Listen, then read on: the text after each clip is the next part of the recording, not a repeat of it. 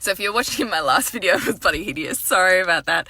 I ended up having this gas man wandering around my property looking for my gas meter, which is not there because I abolished gas when we did our renovation and we went solar. And that has been the best thing that we ever did. So hence my dog was going crazy for this man wandering around looking for something that wasn't there, which is quite funny. I'll have to sit with that metaphorically about what that means.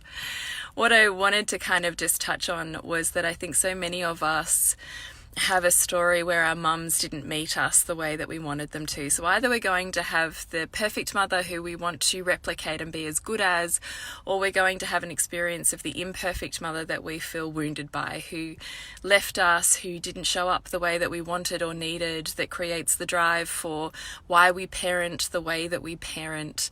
And potentially we have a really fractious relationship with her even in our current day now, which changes I suppose how we parent. And often, so this is just a couple of things I wanted to touch on here. One of them is that we have this perception of what the perfect mother would look like, and we kind of build this set of characteristics, traits, ways of being that our perfect mother would be, based on all of the experiences that we had as a child that say she didn't show up, she didn't measure up, she didn't meet me, she doesn't know how to be with my emotions, she shuts me down, she is narcissistic and makes it all about her, she's too dramatic, whatever your story is that says she wasn't there for you. We have the opposite construction of that in our head of what the perfect mother looks like. And so essentially I call that the wagon. So you've created the perfect mother in your mind, who I challenge you would not exist in any single human being, because we are human. We are light and we are dark, but we attach all of these attributes to who the perfect mother should be, and therefore who our mother isn't. So we, measure our current day mother against her, and we look at all of the ways she doesn't show up and all of the ways she wounds us, and that we don't have a mother, and that we would be better off if we did, and that we're unsupported. All of those stories that come with measuring her against our perfect constructed ideal of a mother.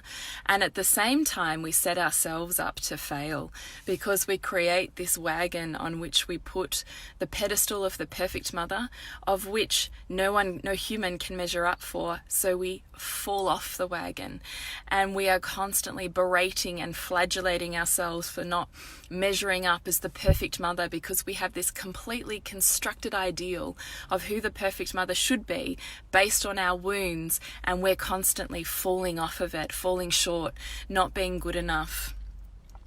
Being the mother who's plagued with guilt because we fail all of the time at this thing we think we have this huge drive to show up for, because we're parenting from so much pain and wounding from who our mother is and was. And what I want to bring to your attention is just that, just as a dynamic, is looking at who the perfect mother is in your brain. Like, go to town, write it down. Who is she? What does she look like? What does she say? What does she wear? What are the ways that she meets you? What are the things that a good mother does? How should she have shown up for you? And then at the end of all of that, just to look over it with a little bit of separation, to kind of draw back a little bit and be like, wow, is this a real person? Or is this like the perfect woman? It's the perfect mother, and she doesn't actually exist. And then seeing how every time you fall short, which is just you trying to humble yourself and balance your story on that, how every time you fall short of that, you're falling short of an imaginary figure. And we really want you to love more of your wholeness in motherhood, rather than it being such hard work, because you are pushing and forcing and constraining yourself in so many ways to fit this completely constructed ideal of what a good mother is and does. Then the only other part to that I just wanted to touch on was also how perfect your mother is and was for you. And particularly when we're in our fertile years, when we are parenting intensively young children, when we are going through birth experiences, women have this inherent craving for the mother. Even if they've never experienced the mother that they're craving, they crave to be nurtured. And the archetypal mother seeks, she's the representation of love and safety and comfort and security. She represents all of that. And we seek it and we want it, particularly when we're standing on the precipice of what that is to be a mother and what stable ground looks like and how we're going to measure up. And when we shatter an identity and we're building a new one, we want security and safety and nurture. And the mother who says, "You're perfect, I see you, and I wouldn't change you for the world, and I am here with whatever you've got." That archetypal mother yearning is you asking yourself to grow your inner mother. If you were perfectly mothered outside of yourself, you develop a codependency on that. In order to feel like this, you have to go to this person to get it.